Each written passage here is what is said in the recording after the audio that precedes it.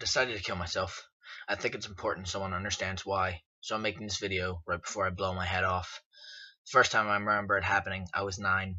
Johnny Weller and I were playing in his backyard. The sun was setting over his fence, warm oranges and reds shining through the bone-white slats like a creamsicle against pearly white teeth.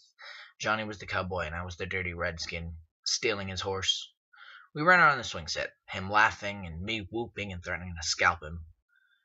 When he tripped, I ran to where he lay in the dirt, scooping up a handful of air, pointed my finger at his nose, and proclaimed, "I got your gun now!" Bang! Johnny's head exploded in a tremendous blossom of crimson blood, slate-gray brain, and chips of skull that sparkled in the setting sun. My hand fell to my side, and I stared, open-mouthed, unable to understand what just happened. Someone was screaming. At first, I thought it must be Johnny's mother, until she tore open the back door, and I realized I was the one screaming. Johnny's mother crumpled against her son's headless body, adding her broken sobs to my horrified cries. Johnny's funeral was the next week, closed casket. I forgot the sparkling light shimmering across the cloud of Johnny's blood. I forgot Johnny's mother ragdolling my little body, begging me to tell her what happened to our son.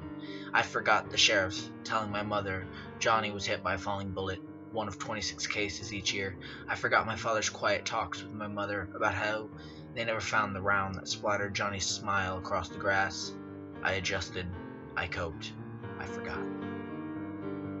I didn't forget the next time it happened. I never played Cowboys and Indians again. In fact, I can't remember a single instance of any shooting game played by little boys anywhere in my childhood. I do remember the little girl in the park, popping her little Nerf balls as she bounced around. She ran up to me, brandishing the weapon and shouting, "Hands up!" I smiled and complied, dropping my sandwich in mock terror. I lifted my hands to the sky and petitioned for mercy. A true homicidal maniac in the making, she executed me with a flurry of staccato pops. I dutifully played dead, sprawling across my bench. She giggled and proclaimed, "Your turn! Now shoot me!" A sudden sensation of intense discomfort slithered up my spine.